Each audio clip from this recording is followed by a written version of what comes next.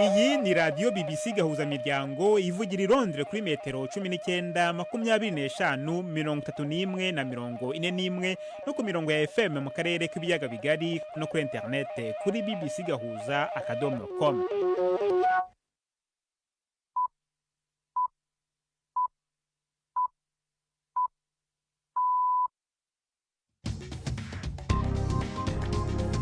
Ubu ni saa 10 n'igice ku isaha mpuzamahanga ya GMT, ni saa 12 n'igice ku isaha yo mu Rwanda no mu Burundi. Muri studio muri kumwe na Jacques Niyitegeka. Izi ni ingingo z'ingenzi zigize aya makuru. Umukuru w'u Rwanda Paul Kagame yavuze ko igihugu cye kititeguye gukomeza kwakira impunzi zigisukwaho ziturutse mu gihugu cy'igituranye cya Congo. Igipolisi cyo muri Uganda kiravuga ko umushoferi w'itagisi na convoyeur ye we bashinjwe icyaha cyo kugerageza kwinjiza abarundi 24 mu gihugu mu buryo butemewe n'amategeko. Kuva none kuwa mbere amashuri mu Rwanda yatangiye gushyira mu bikorwa icyemezo cya leta cyo gutangira amasomo saa 2 n'igice z'igitondo aho kuva saa 1 nk'uko byari bisanzwe. Abana bazindukaga ijoro baje kwiga, rimwe na rimwe tukababyutsa mu gicuku, ugasanga umwana ntashaka kwiga, ugasanga umwana aranga akisubirira mu burira kumva ntashaka kubyuka nyine. Tubafitiye n'ikiganiro cy'urubuga rw'imikino. Mwiriwe mwese, ikaze mu makuru yo kuri wa mbere itariki ya 9 z'ukwezi kwa mbere.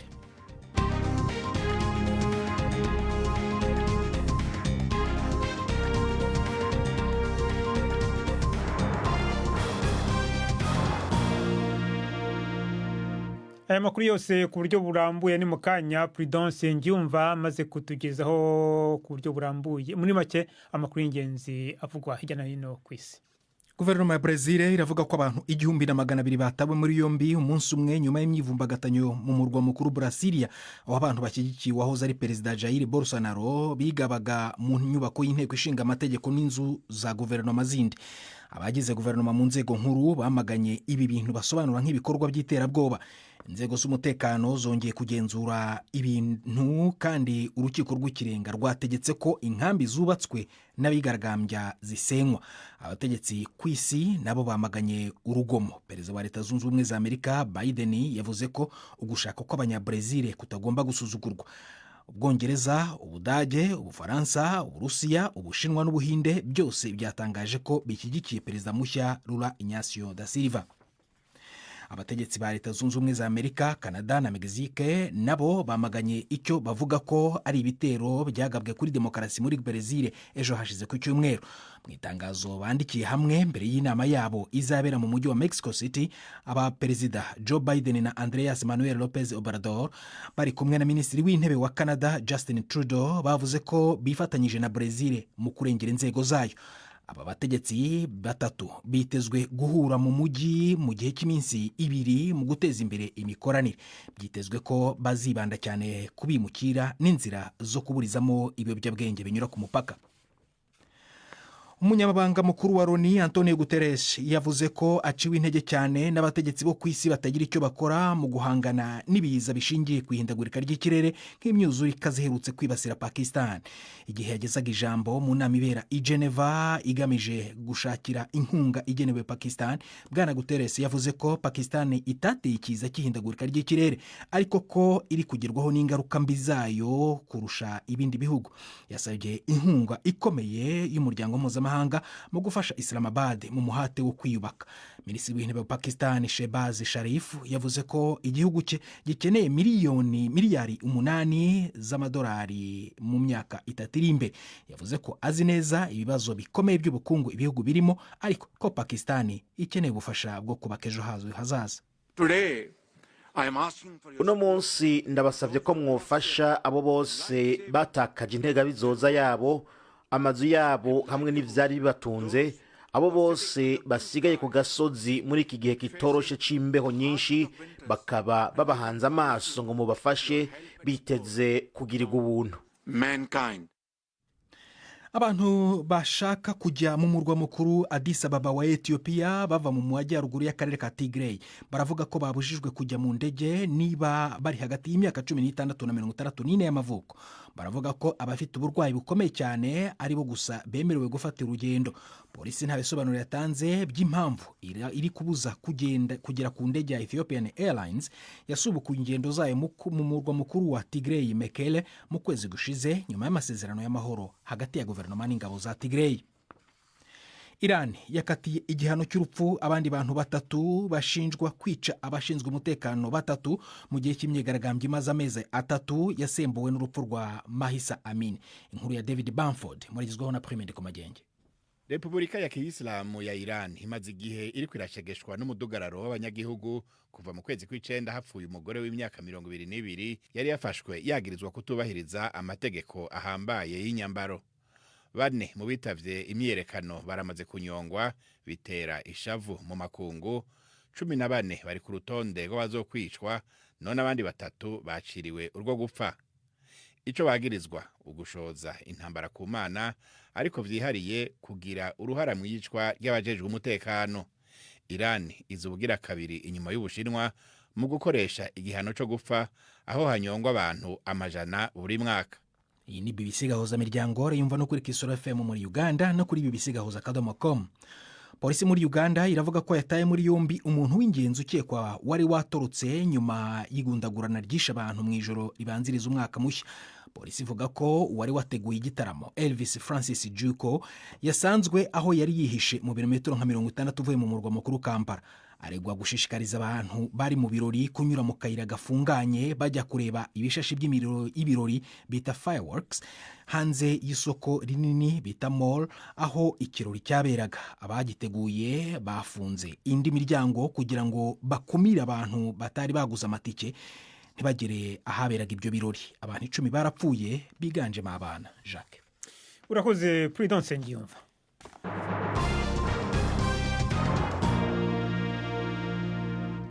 Ari makuru ku buryo burambuye reka tuyahere muri Amerika y'Epfo. Abayobozi b'ibihugu hirya no hino ku isi bamaganye imvururu zabereye ku cyumweru mu murwa mukuru wa Brazil aho abantu babarirwa mu bihumbi bashyigikiye wahoze hayobora icyo gihugu ugendera ku matwara akaze yo mu murongo w'iburyo muri politiki Jair Bolsonaro bigabije inyubako za leta mu mujyi wa Brasilia. Ababarirwa mu magana bamaze gutabwa muri yombi.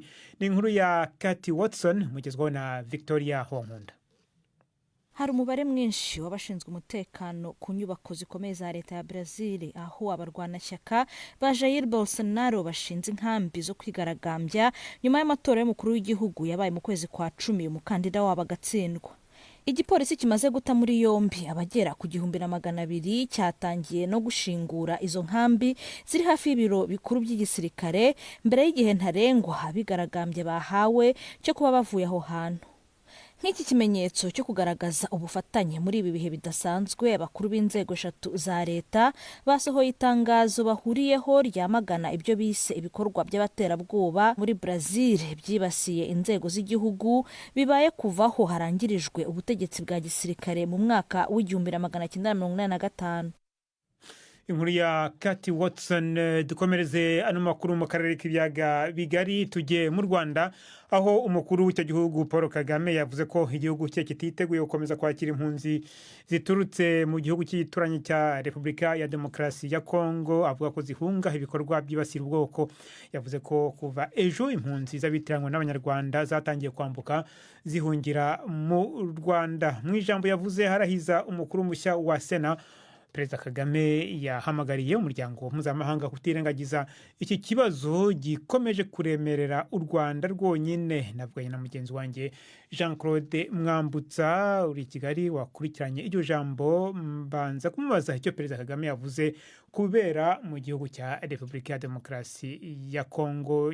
Ijambo yavuze aho yavuze mu Cyongereza. Nibyo koko Perezida Kagame muri umuhango yatinze cyane mu rurimi rw'Icyongereza ku kibazo cya Congo, avuga ku bantu yavuze ko bibasirwa cyane bishingiye ku bwoko, ndetse anashimangira amakuru amaze iminsi avuga ko hari impunzi zatangiye kwambuka zihunga ubwicanyi ziza mu Rwanda. Perezida Kagame avuga ko u Rwanda rutazakomeza kwihanganira impunzi zihunga ivangura ry'amoko, nubwo yavuze ko igihugu kizakomeza kwakira impunzi, ariko ngo izi ntabwo kizakomeza kuzihanganira, ahamagarira amahanga gufata iya mbere mu kurwanya icyo yise itsembabwoko. Reka twumve Perezida Kagame.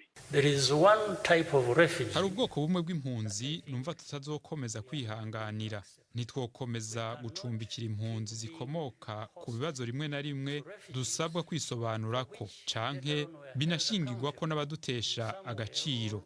Izo ni impunzi zibaho kubera ibikorwa byo gusemba ubwoko bibaye mu kindi gihugu. Twe tugahinduka ahantu ho kujugunya abo bantu bimwe uburenganzira bwabo. Dufise impunzi tumaranye imyaka irenga 20 ziturutse muri Repubulika ya Demokarasi ya Kongo, kandi zose z'ubwoko bumwe. Uyu munsi hari abo twakiriye, ejo hashize hari abandi bambutse, kandi nta kabuza n'uyu munsi haraza abandi. Ku bibazo by'imbere mu gihugu, Perezida Kagame yavuze no ku kibazo cy'imisoro. Iyo yayivuzeho iki? Nibyo koko Jacques, Perezida Kagame yavuze ku kibazo cy'imisoro. Iki ni ikibazo kimaze iminsi kivugwaho cyane mu gihugu, ndetse hari na bamwe mu bacuruzi bavuga ko bafunze imiryango kubera imisoro yabaremereye. Abandi bakavuga ko rwose ko gucuruza, gukora ishoramari bitoroshye mu gihugu kubera iyi misoro. Kagame avuga ko bikwiye ko abashinzwe iki kibazo bakongera kukiga, imisoro ikaboneka, ariko n'ubucuruzi ntibuhagarare. Yabivuze muri aya magambo. Hari ibibazo bitandukanye bambwira bijyanye n'imisoro. Buri misoro ifite uko idindiza ishoramari cyangwa se kubikorera. Ntabwo bivuze ko kuremereza imisoro ari byo biguha imisoro myinshi, kandi hari ababishinzwe, hari ababizi, bashobora kubyiga bakaduha uburyo twashaka igisubizo kuri ibyo ngibyo tudafite n'icyo dutakaje. Ntabwo naje hano kugira ngo mvuge ko dukwiriye gutakaza imisoro, ntabwo ari byo mvuga, ariko ushobora kwiyongera mu buryo kandi yorohejwe. Ibyo ndabirekera abakwiye kubyiga nabyo, ndabivugira hano imbere y'inteko ngira ngo abo mu nteko nabo babigiramo uruhare, babe babitekerezaho uko byakwihuta bikava mu nzira. Perezida Kagame rino jambo rye yarivuze mu muhango wo kurahiza umukuru mushya wa Sena. Uwo ni muntu ki? Perezida mushya wa Sena ni umugabo witwa François Xavier Karinda. Ni umugabo uje gusimbura wari uriho weguye kubera impamvu z'uburwayi, akaba ari iyamuremye. Uyu mushya yamenyekanye cyane muri kaminuza y'u Rwanda nk'umwarimu, ndetse akazi gaheruka yakoraga yari umudepite mu nteko ishinga amategeko ya Afurika y'Iburasirazuba, nk'umwe mu badepite 9 b'u Rwanda. Ikindi mwamenya nuko uyu Karinda yiyamamaza, ntabwo ari we wiyamamaje, yamamajwe n'abandi, kandi yaniyamamaje wenyine ku buryo amajwi 26 kuri 26. Akomoka mu ishyaka rya PSD. Jean-Claude Mwambutsa, tugume mu Rwanda. Hatangiye gushyirwa mu bikorwa gahunda nshya yo gutangira amasomo ku isaha ya 2:30 za mu gitondo kugeza saa 11 z'umugoroba. Ni icyemezo cyafashwe n'inama ya leta y'icyo gihugu mu kwezi kwa 11 umwaka ushize. Mbere abanyeshuri batangiraga amasomo ku isaha ya saa 1 za mu gitondo bakayasoza saa 11 z'umugoroba. Minisiteri y'Uburezi y'u Rwanda ivuga ko gahunda nshya izafasha kunoza ireme ry'uburezi no guha umwanya ababyeyi kurushaho kwita ku bana babo. Ni inkuru y'umunyamakuru wa BBC Yves Bucyana.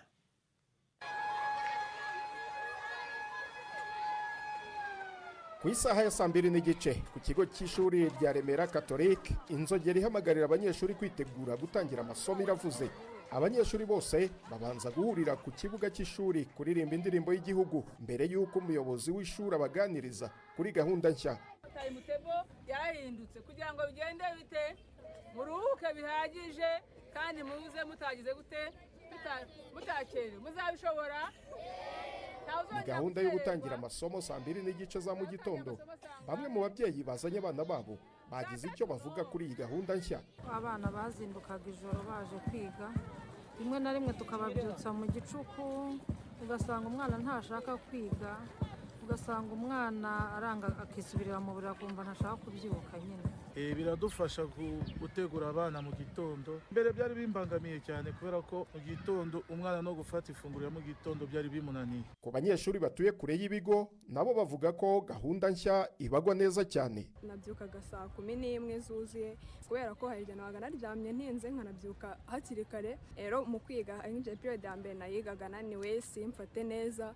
N'ukuntu nyine gufata breakfast nabaga ndi kuri pressure nkaba nazira aho ngaho nabyo bikambangamira nyine kwiga nshonje. Abarimu nabo ngo ntibari borohewe n'amasaha yo kuzinduka. Aba ni bamwe mu baganiriye na BBC. Nk'umwarimu bizamfasha kwitegura neza kwinjira mu isomo, ntegura n'imfashanyigisho zihagije, kandi urabizi nyirango y'imfashanyigisho zifasha umwana gusobanukirwa neza, kumenya neza isomo. Nanjye bizamfasha gukora akazi nitonze, mfite imbaraga, kuko nzaba nateguye ubwonko neza, ni kuba ndi physical and mental equipped. Hari amwe mu mashuri abanza arimo n'iri rya Remera Catholic afite abanyeshuri biga basimburanwa, bamwe bakiga mu gitondo abandi bakaza nyuma ya saa sita ku mpamvu y'ibyumba by'amashuri bidahagije.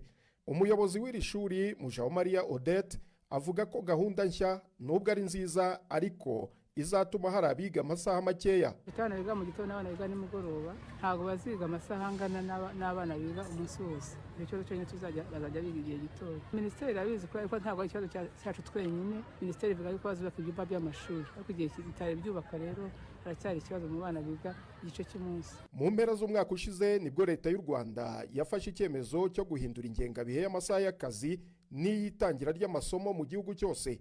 Minisitiri w'uburezi Valentine Uwamariya avuga ko gahunda nshya igiye gufasha kongera ireme ry'uburezi. Ubushakashatsi bwakozwe dusanga abana batangira amashuri atari kare cyane mu gitondo hagira ikiyongeraho no mu bijyanye n'ubumenyi bwabo mu ishuri, ariko noneho tuza kubona n'ikindi, buriya hari amasaha agenwe abana bagomba gusinzira. Iyo warebaga rero kugira ngo batangire saa moya n'igihe batahiraga basinziraga munsi y'amasaha 8. Ibyo nabyo bikagira ingaruka mu bijyanye n'imyigire yabo mu ishuri, ariko cyane cyane hariho no kuzinduka cyane bikabije. Uretse no ku buzima bwabo, muzi ko abana iyo amashuri yatangiye bahora barwaye kubera kubyuka igicuku, ariko noneho no kuburana n'ababyeyi babo. Ari ababyeyi babatwaraga jugujugu cyangwa se bakabaha imodoka zikabajyana muri icyo gicuku. Iyi saha n'igice yiyongereyeho, ndetse ku babyeyi bafite n'imirimo bo ni amasaha 2 ubwo yiyongeyeho, birabaho umwanya wo kwita ku bana. Leta ivuga kandi ko kwigiza imbere amasaha yo gutangiriraho amasomo atari umwihariko ku Rwanda, ko ari nako bimeze mu bindi bihugu birimo ibyo mu karere u Rwanda ruherereyemo. Yves Bucyana, BBC Gahuzamiryango i Kigali. Mukomeje kumva BBC Gahuzamiryango, madukurikira kandi kuri Kisoro FM mu majyepfo ya Uganda. Abari mu Rwanda no mu Burundi murakurikirana amakuru kuri Shout Waves, naho abari kuri internet madukurikira kuri Facebook Live. BBC Gahuzamiryango Igoma ni kuri FM 93 n'ibice 8.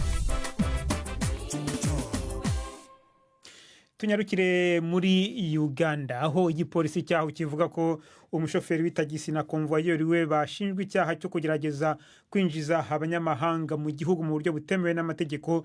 Nyuma yaho igipolisi gihagarikiye abarundi 24 bari mu modoka yabo, ngo abo barundi babwiye igipolisi ko bari baje gukora akazi k'ibiraka. Igipolisi kivuga kandi ko kirimo kuvugana n'abahagarariye Uburundi muri Uganda kugira ngo barebe ukuntu abo barundi basubizwa mu gihugu cyabo. Navuganye na Claire Nabaka wungirije ushinzwe itumanaho mu gipolisi cya Uganda, watangiye ansobanurira igihe abo barundi bagereye muri Uganda. On the 29th of last month, December, at around kuwa 29 z'ukwa 12 guheze bw'isaha 4 niho ku cambu ca Katonga muri district ya Mpigi abapolisi bacu bajeje gucungera uruja n'uruza rw'imodokari bafashe taxi ifise imparati ya UBM 711K ku mupaka isa n'urwatsi rubisi, barayihagarika kubera yari yarengeje mu gupakira. Mu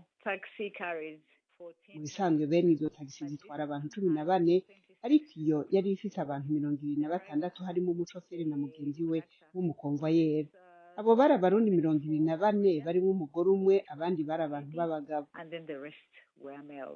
So we're able to establish that there's 24 Burundians icyo twashoboye kumenya ni uko abo barundi 24 bavuye mu mihingo itandukanye n'intara zitandukanye z'Uburundi, bakaba ahanini bari bazanywe no kurondera ubuzi bwo kwisomamwo hano mu gihugu.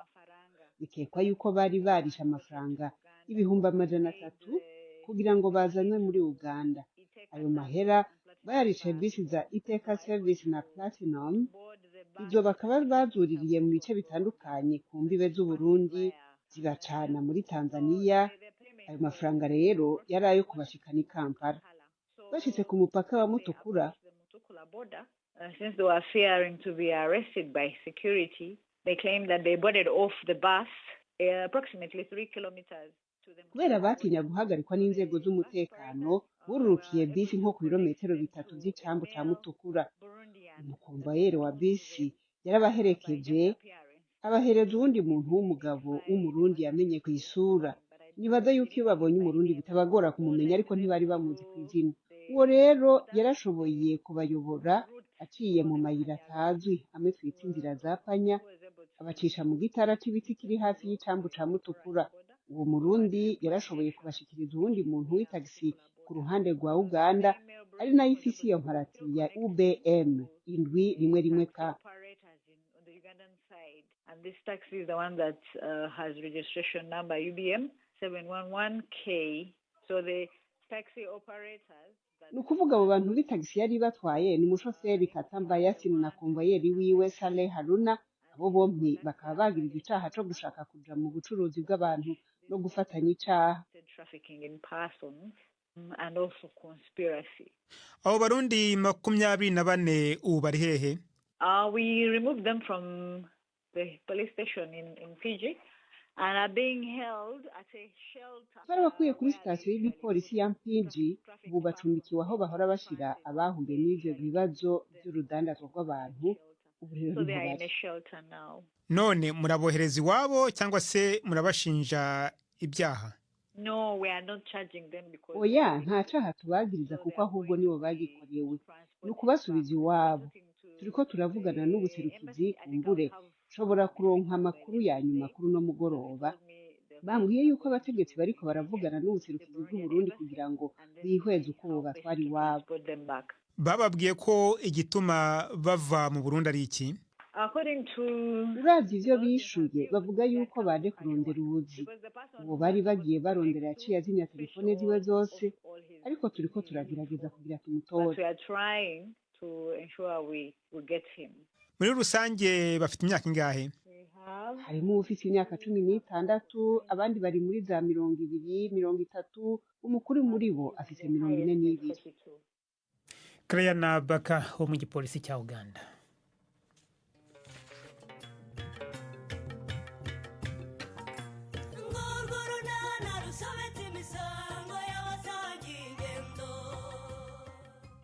Mu kiganiro nacyo kuri wa kabiri twabateguriye niko ndakumva ndabizi rwose ko hari abagabo mujya muganira kandi mugahana amakuru. Yego barahari rwose. Ndagira ngo mbabarire umbwire Shyaka. Icyonzi cyo ndakikubwira rwose nta kibazo. Mbabarire umbwire rwose. Ntabwo waba warigeze wumva cyangwa ukabona umugabo ushobora kuba afitanye akantu k'ubushuti n'uriya mugore wanjye Budensiyana? Ngo iki? Ni 12:45 kuri BBC. BBC Gahuzamiryango ubu noneho ni umwanya w'ikiganiro cy'urubuga rw'imikino mwateguriwe kandi mugezwaho na Jean-Claude Mwambutsa.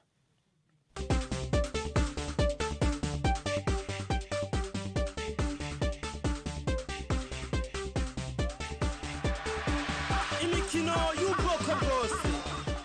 Umugoroba mwiza nshuti za BBC kaze muri iki kiganiro cyacu cy'imikino. Duhere mu mukino wa handball mu Rwanda aho ikipe ya polisi y'igihugu yegukanye irushanwa ry'igihugu ikaba yaribaye inshuro ya kabiri yikurikiranya itwara iki gikombe. Aha ni mu cyiciro cy'abagabo aho polisi yatsinze kuri iki cyumweru ikipe ya Vision Jeunesse Nouvelle ibitego 2-0. Mu bagore ho igikombe cyegukanywe na Kiziguro itsinze École Secondaire Mukingi ibitego 2-0. Ni imikino yaberaga mu karere ka Rubavu ikaba yarakiniwe ku mucanga w'ikiyaga cya Kivu. Imikino yo mu mihingo yose.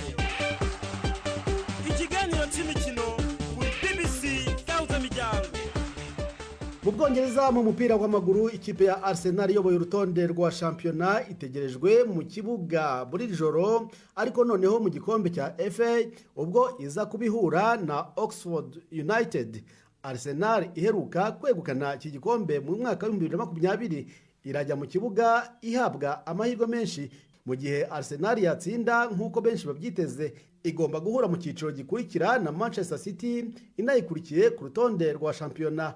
Manchester City yo yarayikomeje nyuma yo kunyagira Chelsea ibitego 4-0 birimo 2 bya Riyad Mahrez. Andi makipe yakomeje arimo Manchester United yatsinze Everton ibitego 3-1 ikaba igomba guhura na Reading mu cyiciro gikurikira. Liverpool na Wolves zigomba guhura mu wundi mukino wo kwisobanura nyuma yuko nta kipe nimwe yashoboye gutsinda indi mu mukino ubanza kuko banganyije ibitego 2-2. Izarokoka hagati y'izi zombi izahura na Brighton Rovers. Mu gihugu cya Espagne ho Barcelona ubu niyo iyoboye urutonde rw'agateganyo nyuma yo gutsinda Atletico igitego 1-0. Igitego rukumbi cyabonetse muri uyu mukino cyatsinzwe na Ousmane Dembele ku munota wa 22. Imbaraga zose Atletico yakoresheje ntizashobora kwishyura iki gitego. Iyi ntsinzi ya Barca yakurikiranye no gusitara kwa Real Madrid yo yatsinzwe na Villarreal ibitego 2-1. Nyuma y'umunsi wa 16 Barcelona ubu ifite amanota 41 mu gihe Real Madrid yo ifite 38. Tukiri mu mupira w'amaguru kandi Roberto Martinez niwe mutoza mushya w'ikipe y'igihugu ya Portugal nyuma yo gusezera mu ikipe y'igihugu y'Ububirigi itarashoboye kurenga umutaru mu gikombe cy'isi giheruka cyabereye muri Qatar. Roberto Martinez ahawe kuyobora Portugal mu gihe yanenzwe cyane kubera ko atashoboye kugeza Ububirigi kure kandi bwaragiye mu gikombe cy'isi buri mu bihugu bihabwa amahirwe.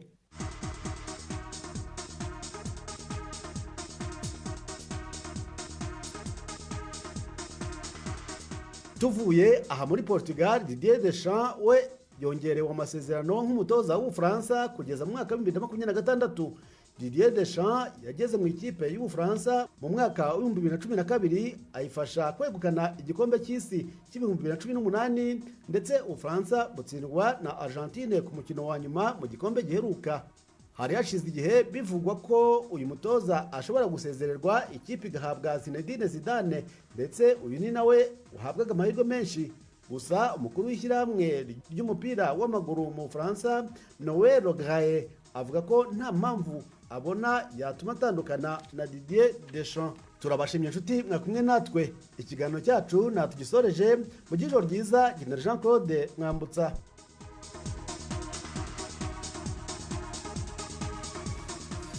Urakoze Jean Claude Mwambutsa kuri aya makuru y'imikino. Mu gusezera reka nongere nsubize ijambo Prudence Ngyumva atubwira mu makuru y'ingenzi avugwa hano muri BBC muri kano kanya.